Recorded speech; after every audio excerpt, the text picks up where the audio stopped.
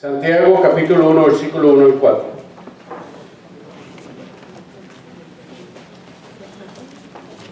¿La tienen? Amén. Pongámonos. Este es un acto reverencial que pretende decirle a la mente, al corazón, al cuerpo y al mundo que nos ve que guardamos reverencia ante la palabra del Señor, porque es palabra de Dios.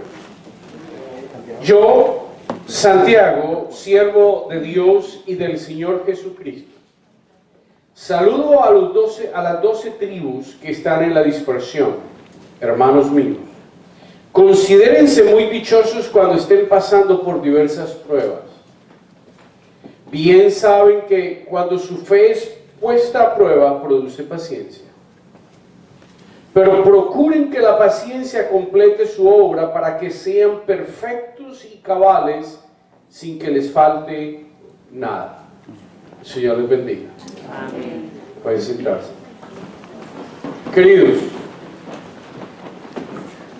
oímos al pastor Daniel decir que ellos en Cuba entienden que la necesidad y el problema es bendición. Y realmente es el tema del día de hoy que nos trae el apóstol Santiago. Santiago nos da una enseñanza precisamente que nos motiva a perseverar en medio de la prueba. ¿Quién nos da esta enseñanza? Y es importante entender quién es el que escribe la epístola a Santiago. Déjeme hacerle una introducción rápida a la epístola. Primero, es una epístola que debió haber sido escrita entre el año 42 al 49 de Jesucristo. Se entiende que alrededor del año 42 el apóstol Pedro está en la cárcel y lo sueltan y tiene que huir de Jerusalén. Santiago se presenta como siervo de Dios, pero los eruditos nos dicen que realmente es el hermano, el medio hermano del Señor Jesucristo.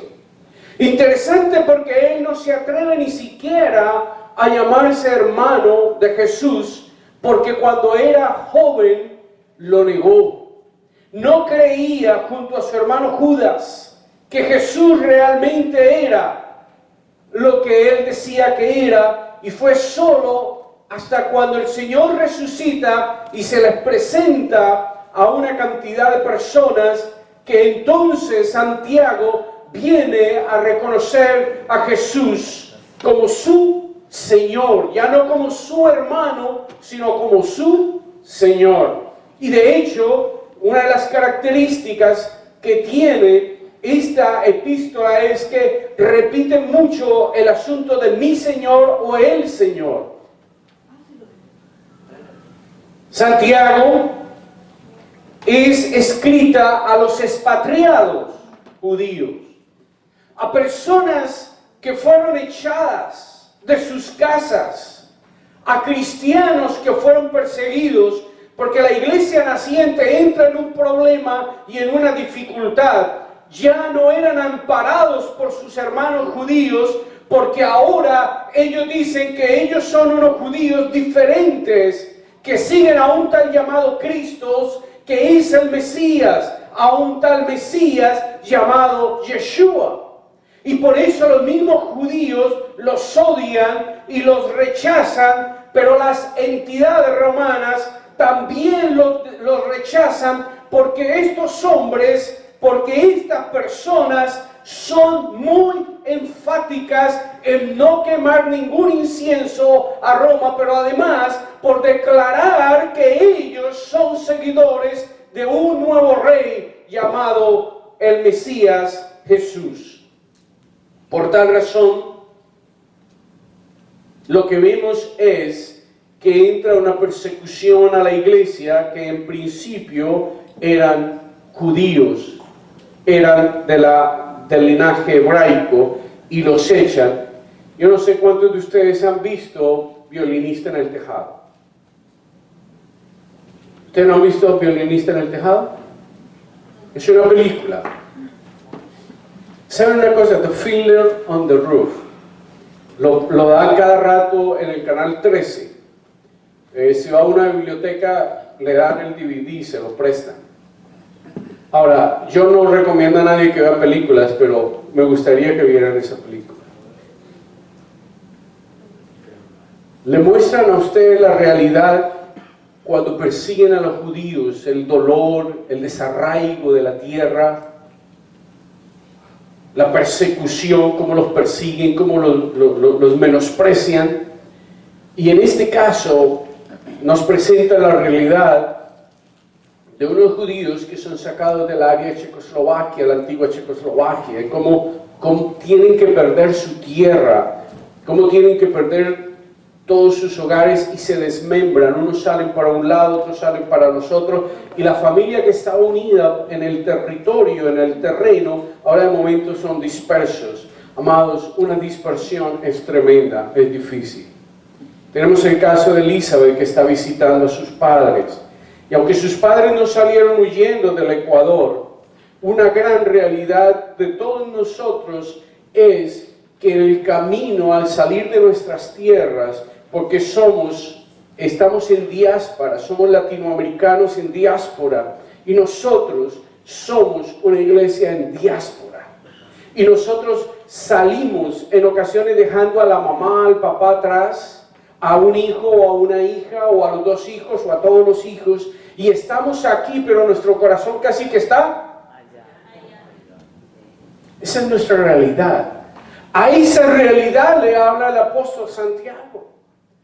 Y es importante entender y comprender que el Evangelio tiene que tener en cuenta estas cosas, y el apóstol Santiago entonces escribe esta epístola, esta carta, para dejarles saber a esos expatriados que en medio de su dolor, en medio de su desesperación, Dios también los va a consolar, y usa la expresión que el pastor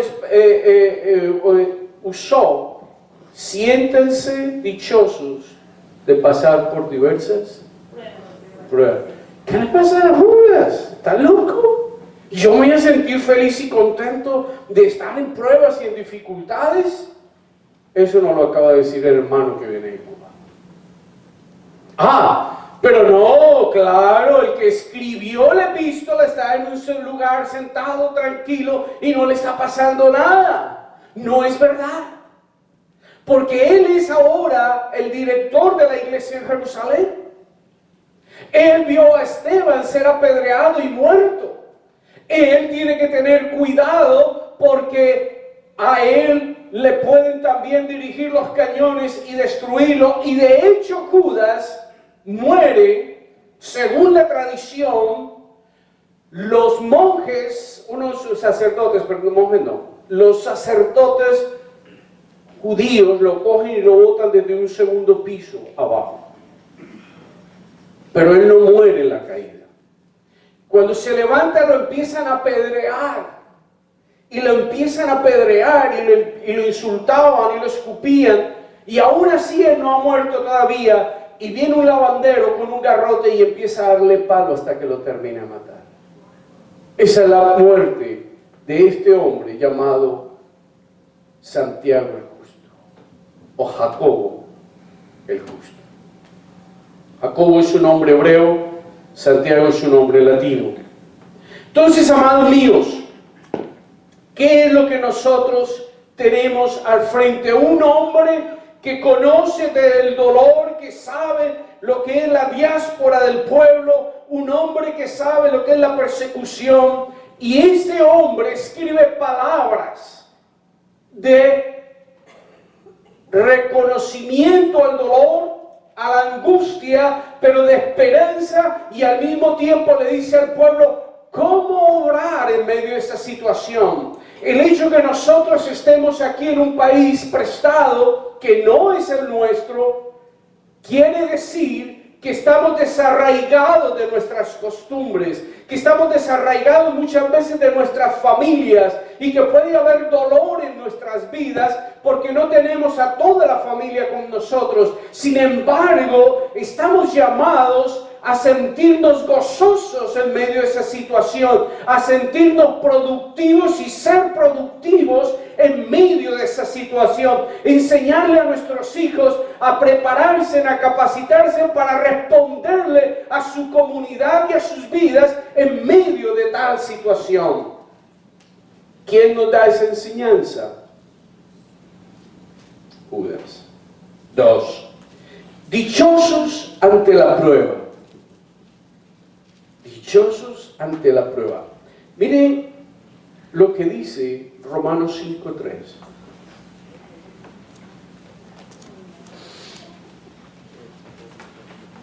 Romanos 5:3. Y no solo esto, sino que también nos regocijamos en los sufrimientos. Porque sabemos que los sufrimientos producen resistencia. Debe decir paciencia en su Biblia, ¿sí? Ok. Quiere decir que Pablo escribe más o menos en el tiempo de Judas y ya nos está diciendo exactamente lo mismo. Ahora bien, ¿qué nos dice Primera de Pedro?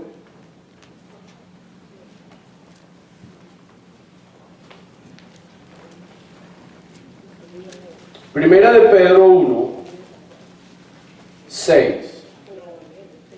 Dice, dominio propio al conocimiento, paciencia al dominio propio, piedad a la paciencia. Deixa eu ver, Primera de Pedro. Esa no es. Segunda de Pedro. Es que esta es Segunda de Pedro. Segunda de Pedro, la chatico querido. Yep, así. Primera de Pedro 1:6. Esto les causa gran regocijo, aun cuando les sea necesario soportar por algún tiempo diversas pruebas y aflicciones. Amados, dichosos ante la prueba. ¿Quién no ha sufrido? ¿Quién no ha pasado por momentos difíciles? Cada uno de ustedes es una historia particular. Cada uno de nosotros representa un drama de la vida. Mujeres abandonadas, mujeres traicionadas, mujeres golpeadas, mujeres violadas, hombres maltratados, robados, perseguidos, familias con problemas de enemistad con otras familias, muertes, venganzas. Esa es una realidad de la vida. Se supone que el cristiano no esté metido en esas situaciones, pero muchas veces otros no las causan. Otras nos traen los problemas y las dificultades. Y lo que el apóstol nos dice es: dichosos ante la prueba. ¿Está Santiago oído de la mente? ¿Cómo así que se consideren dichosos todos los que pasan por pruebas? Es una locura. Porque él mismo ha estado en peligro de muerte y de persecución. Él sabe lo que está diciendo. Pero amados, no vayamos tan lejos. Mira el retiro de parejas, que me impactó y me impresionó. ¿Cuántas parejas estaban a punto de romper sus vínculos matrimoniales? Por lo menos una. Pero ¿cuántos de ustedes están luchando con situaciones que dicen, ya no vale la pena? Ya yo renuncio. ¿Cuántas veces yo he dicho lo mismo? Yo ya no me meto en ese asunto, pase lo que pase, ahí yo ya no hago nada. Amados míos, perseverar nos da enseñanzas maravillosas. Mantenernos en Jesucristo nos ayuda a crecer y a madurar. Por eso el apóstol dice, dichosos ante la prueba. No le gusta a nadie sufrir, ni estar en angustia, ni estar en dolor. Pero qué cosa más grande y gloriosa que poder ver a Dios en una manera activa en mi vida, y es más fuerte cuando yo estoy pasando por situaciones difíciles. ¿Sí o no? ¿Cuáles son los momentos que usted recuerda la mano de Dios poderosa en su vida y que jamás se le olvida? Precisamente cuando usted está en pruebas, en dificultades, cuando usted crece más, cuando usted usa las pruebas para seguir adelante en Cristo. Usted aprende de sus debilidades, aprende que el mundo no es todo lo que creía, aprende que hay oportunidades sin fin, alrededor de su vida, que antes no había visto, simple y sencillamente porque Dios abre los ojos del entendimiento, porque Dios entra en una forma real en tu realidad, en tu historia, te ilumina, transforma, cambia circunstancias y te levanta y te fortalece y te da ánimos. Y tú dices, Señor, gracias. Gracias, Dios. Para mí los momentos de prueba como pastor han sido los momentos que me han dejado más enseñanza y además han trabajado mi carácter. Si todo va a color de rosa, muy posiblemente te punces con una espina. Posiblemente. Pero cuando las cosas parecen difíciles y angustiosas y tengas que arrodillarte, ¿saben una cosa? Eusebio, el historiador Eusebio, habla de Santiago, que se la pasaba en el templo arrodillado, orando por las necesidades de su comunidad, de la gente de su iglesia, al punto que se le encallecieron las rodillas y lo conocieron como el hombre de las rodillas de camello. Ese era el apóstol Santiago. Amados, ante el dolor y la angustia, ante la prueba y la dificultad, jamás piensen en claudicar, jamás piensen en abandonar. El que abandona jamás conoce el fin de la victoria, porque empieza el proceso en otro lugar y viene el problema y se rompe el proceso. Sin embargo, cuando usted persevera, cuando usted se mantiene, usted ve a Dios obrar y cambiar realidades que usted jamás pensó que cambiarían. De la gloria al Señor.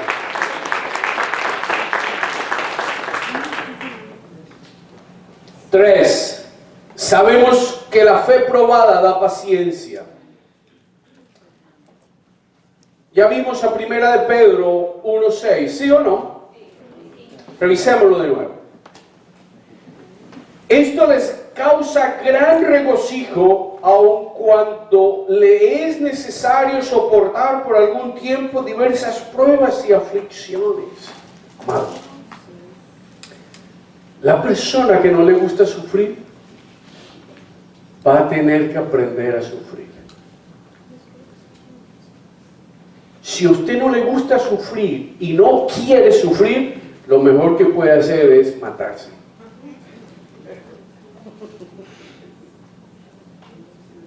Trágico, aberrante lo que acabo de decir, es verdad. Pero es una cosa. la escuela del sufrimiento. Mira la expresión que usó el hermano. Dijo que el desierto era la escuela de los profetas. Eso lo dijo él, no lo dije yo. Cuando las cosas andan mal, cuando nada sale, cuando todo lo que se intenta es un fracaso, es un problema y es una dificultad, es el tiempo de estar de rodillas, de humillarse delante de Dios, dejar a Dios hacer lo que Él quiere hacer. La idea de saber, el apóstol Santiago dice, hermanos míos, el 3, este es el 3, dice, bien saben, esa palabra es clave ahí, el verbo saber ahí es clave, bien saben que cuando su fe puesta a prueba, produce, bien sabe. En otra palabra, ¿qué es lo que nos está diciendo?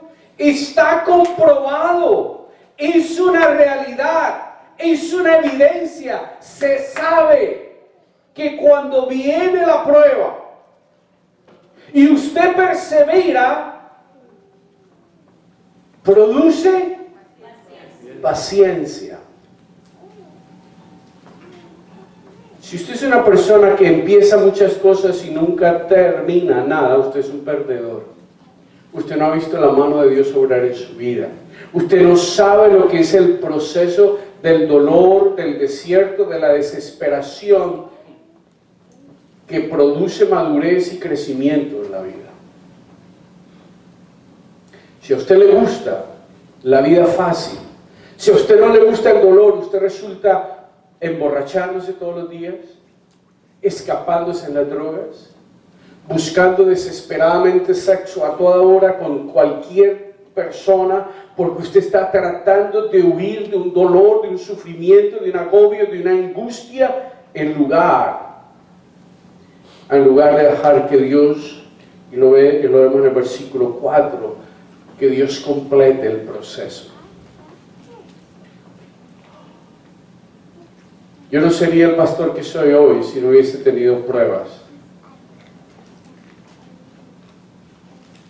Tengo un corazón perdonador, tengo un corazón dispuesto porque Dios a través de la prueba me ha enseñado.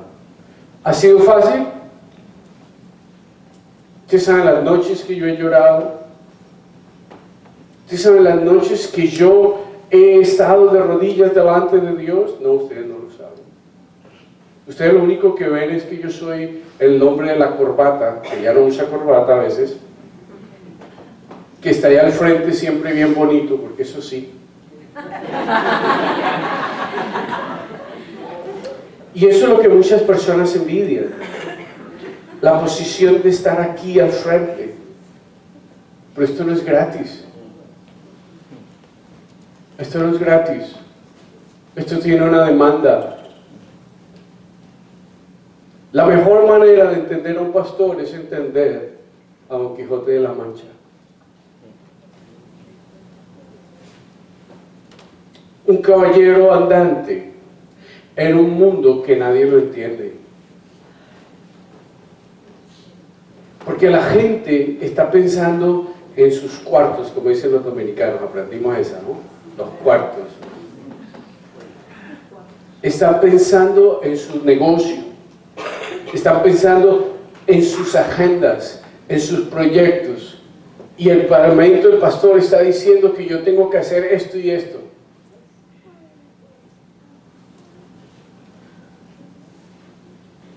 Que diga todo lo que quiera, pero yo hago lo que a mí se me da la gana.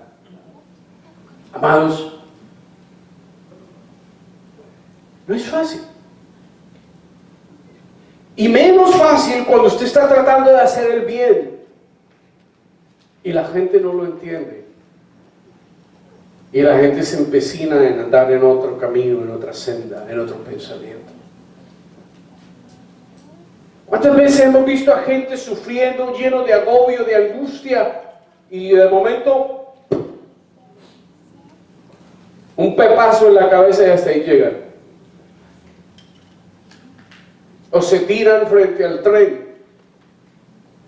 El que persevera, qué bien, tiene sabiduría común. ¿Eso es verdad? El que persevera, alcanza. El creyente entiende que no se sufre en esta vida por sufrir cuando estamos en Dios. Si usted está en Cristo, su sufrimiento no es en vano. Si usted está perdido y en el mundo su sufrimiento vale 5 centavos, excepto que el Espíritu Santo los use para traerte a Cristo y reconozcas que Él es el Dios y Señor de tu vida, entonces ya el sufrimiento no fue en vano. Amados, conocí a un hombre que terminó quitándose la vida en una sobredosis. Un hombre que no pudo superar el sufrimiento de una violación o de varias violaciones. Jamás pudo superar su dolor.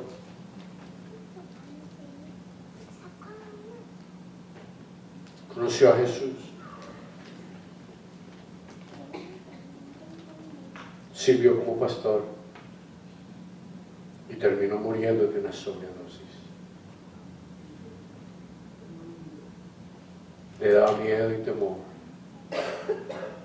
sufrir. Antes que conociera a Cristo estuvo en drogas. Por eso es que cuando alguien viene a la iglesia, yo siempre le hago que se quede un tiempo quieto para que entienda lo que es Dios, para que procese la información de aquí y la baje acá, para que hayan decisiones que transformen y cambien la vida. A veces las iglesias evangélicas somos irresponsables porque recibimos la gente que viene de afuera con problemas, traumas, situaciones dificilísimas y ya lo queremos montar y elevar sin haber dado la oportunidad a esa persona que cumpla un proceso de maduración al menos básico, donde el Espíritu Santo le ministre, donde el Espíritu Santo abra su corazón, donde pueda procesar la verdad del Evangelio. Amados míos, perseverar. ¿Cuántos de ustedes todos los años empiezan un nuevo proyecto en su familia y para febrero se está olvidando y para marzo fue historia?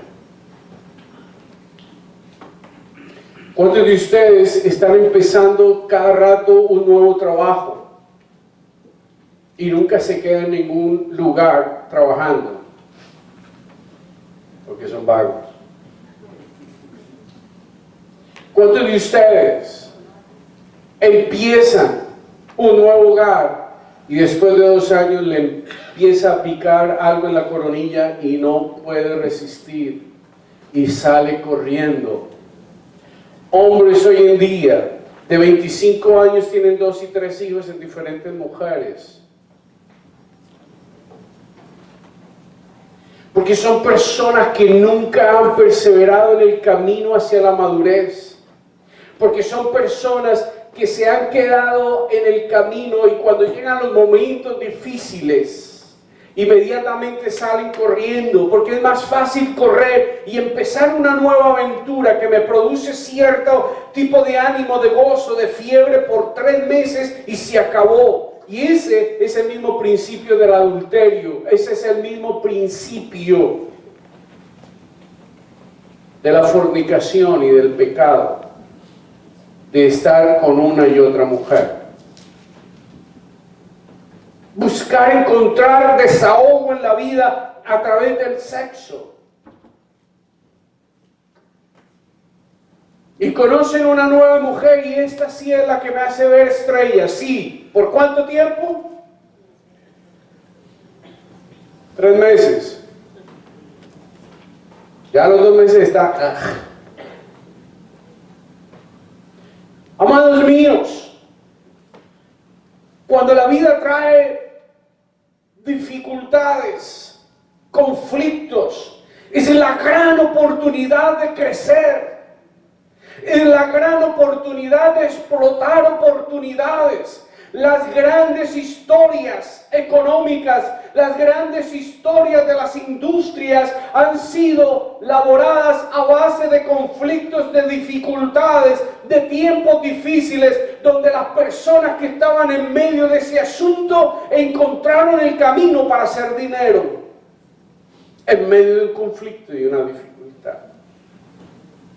Los matrimonios que perseveran, los matrimonios que llegan al fin, los matrimonios que llegan para vivir años dorados, años de gozo y de alegría, son personas que aprendieron a tener paciencia a pesar que estaban casadas con el más cabezón, el más barrigón y el más asquiento de todos. Y entonces un día ese hombre cambia. De igual manera, la tatacoa que nadie controla ni maneja, la que es puro ruido, escándalo, pelea, llega el momento en que el Señor la cambia y la transforma. Y en ese proceso ha aprendido a conocer a Dios.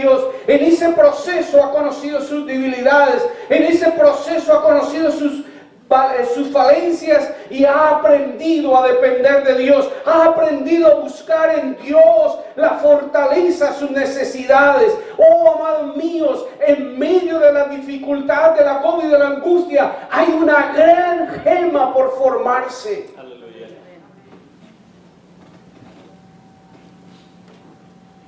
Nunca nadie ha triunfado naciendo triunfador. Son los hombres y las mujeres que han sufrido, que han padecido, las que se han hecho paso en medio de la incertidumbre y en medio de la dificultad. Averigüen cualquier vida, quizá que la excepción sea este chiquito Beaver. Quizás that's the only exception. Pero el resto, todos los que han triunfado en la vida, les ha tocado padecer y sufrir y han perseverado. Los grandes inventos han salido de fracasos. El hombre, no recuerdo cómo es que se llama ahora, el hombre que inventó el caucho para las llantas. ¿Se acuerdan quién es? No. Este hombre estaba cansado de trabajar en el laboratorio con el caucho, pero cada que lo hacía era muy... Y era el caucho para las llantas. Y un día desesperado cogió la bola esa y la botó la botó así. Y él no se dio cuenta de dónde cayó. Al otro día vino y la encontró que estaba en una caneca de un ácido. Y cuando la sacó, se notó que algo había cambiado en la textura. Y empezó a probarla. ¡Eureka! Tenemos ahora plástico y apropiado, caucho apropiado, ¿para qué? Para las llantas de los vehículos. Ya estaba el hombre de la luz. Se le quema el laboratorio, se le vuelve nada. Y todavía no encuentra lo que estaba buscando. Y le dicen, ahora sí, hasta que Dios, no, mañana me levantaré a construir de nuevo. Construyó, edificó, y hoy lo conocemos por Thomas Edison. ¿Se dan cuenta, mis amados? La vida fácil no nos lleva a nada. To the young people, they are accustomed to intelligent phones, iPads, TV, muy poquito. By internet, testing, ¿ya? Cuando llegamos al retiro, ¿qué fue lo primero que la gente me preguntó? ¿Ah? ¿Puedo llevar el celular o la computadora? La televisión. No hay televisión. Fue lo que me dijeron. No hay televisión. Y no hizo falta. Ah, Y no hizo falta. no hizo falta. Amados, to the young people, life is not easy. And I say the young people because they are, according to psychology and psychiatry today, they say they are weaker than the first generations emotionally. For everything they get confused, estresado. Cuando tú creciste, tú oías esa palabra, Fernando, de que estoy estresado. Ya cuando estábamos viejos la empezamos a oír. Pero estresado yo estresado. Yo no sabía lo que eso era. Una palabra que odio en inglés es embarrass. Para los muchachos todo es embarrass you. Así metiera las patas de todas las maneras, que embarren ni que nada. Para adelante. Amados.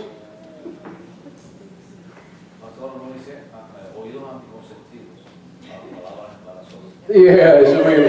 Sí, era una expresión que usábamos, ¿cómo no? Me acuerdo que yo la usé también. Amados, esas limitantes no las teníamos nosotros. No las teníamos. Nuestros jóvenes tienen de todo y saben más que nosotros. Muchas cosas. Saben más que nosotros muchas cosas. Pero hay otras cosas que no. ¿Y saben una cosa? Cualquier cosa los desmorona y los tira al suelo. Cualquier cosa los hace ya estar en depresión. ¿Usted se da cuenta que hoy hay un incremento terrible depresivo en los jóvenes? ¿Depresión yo?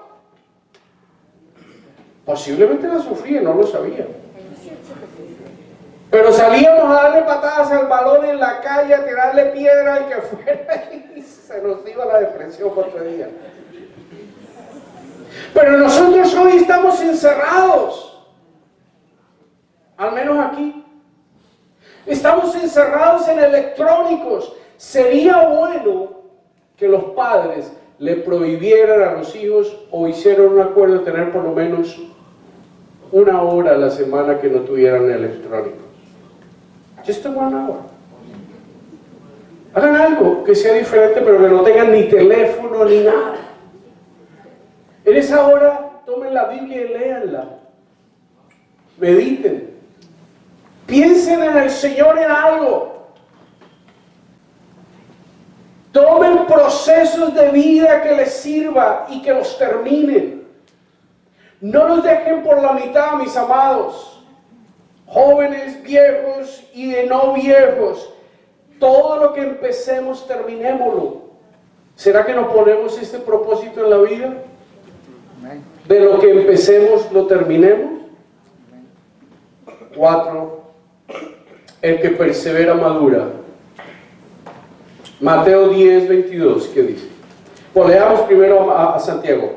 Pero procuren que la paciencia complete su obra para que sean perfectos y cabales sin que les falte nada. Ya realmente estaba hablando de esto. La idea es que si Dios tiene un propósito en su vida y ese matrimonio en el que usted vive es parte del propósito de Dios y usted lo rompe, ese matrimonio, y empieza otro, ¿qué pasó?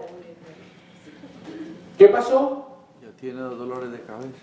Tiene dolores de cabeza, pero también, ¿qué pasó con el propósito de Dios? Para él en ese matrimonio, o a ella, Se perdió. rompió el proceso de Dios. ¿Alguna vez usted se ha quedado enterrado en la arena o en la nieve, que usted empieza a meterle gasolina al carro, a meter el acelerador del carro? Ahí se puede quedar sin llanta y el carro no se mueve. ¿Y qué es lo que pasa? Entre más da vuelta la llanta, Más se hunde. más se hunde. Entonces, cuando usted rompe los procesos de Dios, cuando usted no persevera en la lucha, cuando usted no persevera en medio de la crisis, cuando usted abandona, cuando usted sale y dice no vuelvo a la iglesia, ya no quiero orar más, ya no quiero leer la Biblia, definitivamente todos son unos hipócritas. Esa es la mentira del diablo en tu mente. Piensa, medita. Es más, a ese hombre o a esa mujer que usted dice no sirve para nada, sirve más de lo que usted cree. Al menos para hacerle dar rabia a usted y para mostrarle sus frustraciones, sus temores y sus debilidades. Para algo sirve, pero sirve. Mateo 10:22.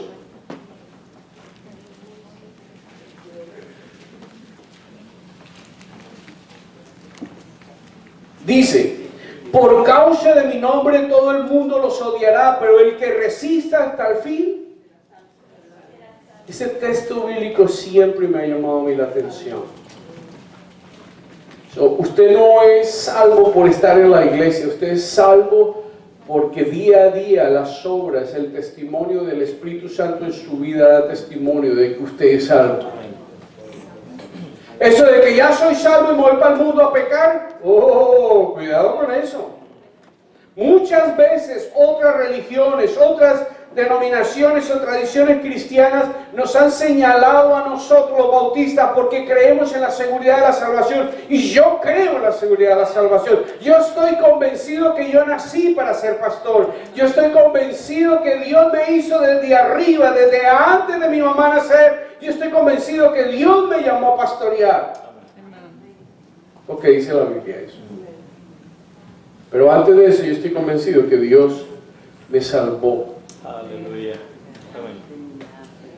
Y Dios me creó para su gloria. Dios me hizo con un propósito santo.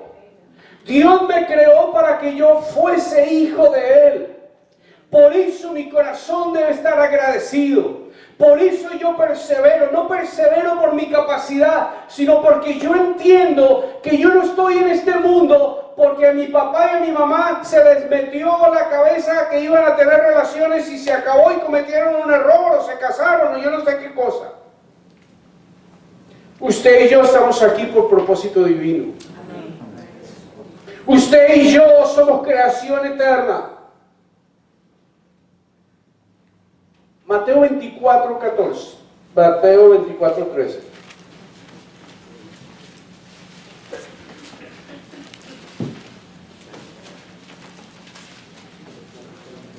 Esta Biblia no la he podido aprender a encontrar las cosas rápido en ella.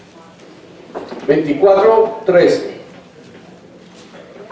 Dice, pero el que resista hasta el fin, el mismo mensaje de antes, ¿sí o no? Las cosas están muy pesadas y difíciles para ustedes. Ok, entonces tú por allí y yo por acá. Ya no vuelvo a la iglesia. ¿De veras? Ya no oro. ¿Para qué? Total. Todos son unos hipócritas. A veces la gente llega a ese tipo de conclusiones. También pídale a Dios que le abra el entendimiento y que le muestre lo que está haciendo alrededor suyo. Mire, hermanos,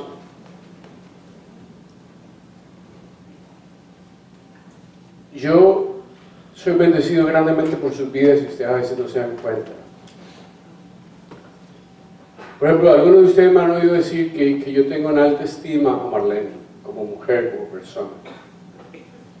No es porque yo esté enamorado de Marlene o algo así. Es porque la he oído contarme de cosas que hizo y que la llevaron a casarse con Alfonso y que los llevó a tener un hogar organizado. Estaba oyendo el testimonio de Margie y me impactó. No sino uno que nos contó a mi esposa y a mí. Y ella dice, pastor, la diferencia es que yo no era cristiano.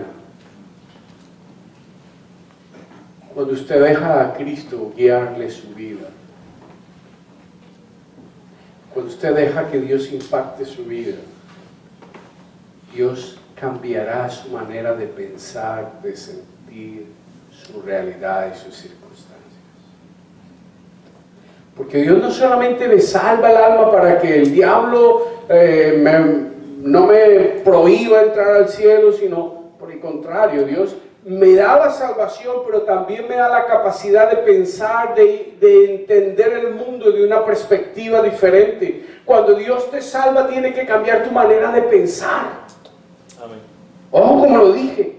Cuando Dios te salva, tiene que cambiar tu manera de pensar. ¿Y cómo te la va a cambiar? Permitiéndote estrellarte con tus ideas, con tus emociones, con tus sentimientos. ¿Qué vas a hacer? No, ya no quiero saber de Dios, voy a devolverme, voy a dejar que Dios se quede por allá solo y yo voy a hacer lo que yo quiero. Jamás madurarás. Llegarás a viejo y serás amargado, arruinado. Nadie va a querer saber de ti porque no has sido cambiado e impactado. Pero cuando Dios impacta mi vida y me cambia la manera de pensar, ¿ustedes creen que a mí no me da mal genio? Yo era una persona sumamente mal geniada.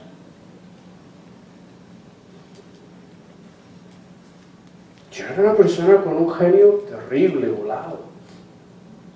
Y yo era de los que cuando a mí me daba mal genio me importaba 5 lo que hiciera. Ustedes saben que eso es peligroso, ¿no? ¿Saben quién me cambió? Yo les he contado a ustedes. Un día me vi por la ruta 80 voy manejando como 1 hora para allá y estaba cansado con dolor de cabeza y pongo la radio. Hay un psiquiatra en aquella época que tenían el Radio Guado y dijo que cuando uno se sentía con ira, que la ira producía, empezó a decir un poco de cosas y entre eso le da también dolor de cabeza. Y yo tenía un dolor de cabeza y dije, ya sé, qué estúpido soy. A mí me da rabia. Es más, a veces se me atraviesa el pensamiento. Pero ¿sabe qué? Terminó cambiando. ¿Por qué? Porque tengo un Espíritu Santo dentro de mí Gloria a Dios. que me guía, que me da testimonio y que me da evidencia de que tengo que ser diferente. Amén. Ahora, si yo me paro a las 4 como el burro de mi pueblo, entonces, vea, voy a sufrir. ¿Y saben cuál es el problema de muchos de nosotros? Que en lugar de ir madurando nos vamos volviendo viejos. Una cosa es volverse viejo y otra cosa es madurar. Son dos cosas totalmente diferentes. Cuando usted madura, usted cambia su manera de pensar y su pensamiento se convierte de acuerdo a Cristo. Su pensamiento viene a ser el pensamiento de Cristo, sus emociones cambian. Y una cosa que me impactó mucho en la conferencia de estos hermanos, el tema matrimonial no es cuestión de emociones, sentimientos. ¿Y cuál fue la otra palabra que usamos mucho? Romance. Eso me impactó, porque lo hicieron claro desde el principio. El matrimonio no es cuestión de romance, es cuestión de disponerse a ser diferente, a cambiar, a suplir las necesidades de esa mujer, a suplir las necesidades de ese hombre. Es una determinación.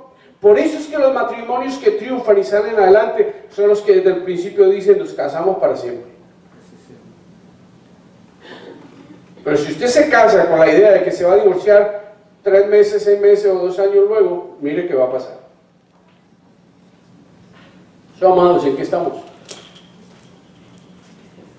Repito, pero procuren que la paciencia complete su obra, para que sean perfectos y cabales, sin que les falte. ¡Oh, wow! ¿Para qué queremos a Walter Mercado? ¿Para qué queremos la nueva era? ¿Para qué queremos el... Miren lo que dice ese versículo. Miren lo que dice. Pero procuren que la paciencia complete su obra. Ya lo he dicho, lo he repetido. ¿Cuál es la paciencia? Que como no tenemos paciencia, no perseveramos, no continuamos en el caminar en Cristo y rompemos. Y la obra que Dios tenía con nosotros a raíz de eso que estábamos haciendo o por lo que estábamos pasando, no se cumple. Entonces salimos de los procesos incompletos. No terminan los procesos de nuestra vida porque los hemos roto. Otra cosa que me impactó, la cantidad de fracasos en los segundos matrimonios y peor en el tercer matrimonio. Parejas que se divorcian y se casan por segunda vez, creo que es ¿cuánto? ¿Alguno de ustedes se acuerdan? 60% de fracasos, pero el tercero es del 71. ¿73? Oh, 83, peor todavía. ¿Ustedes se dan cuenta de lo que estamos hablando, amados? Pero espiritualmente es igual. Cuando usted va de iglesia en iglesia y se va de una iglesia porque se le pararon en los juanetes, usted rompe su proceso, lo que Dios estaba haciendo con usted en ese lugar. Cuando Dios te quiera sacar, te saca. Cuando Dios quiere hacer algo diferente en tu vida, lo hace. Es más, tú vas a estar seguro que Dios lo hizo.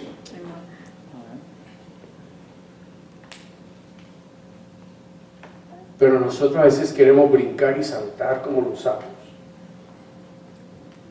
o como los conejos. Cuidado.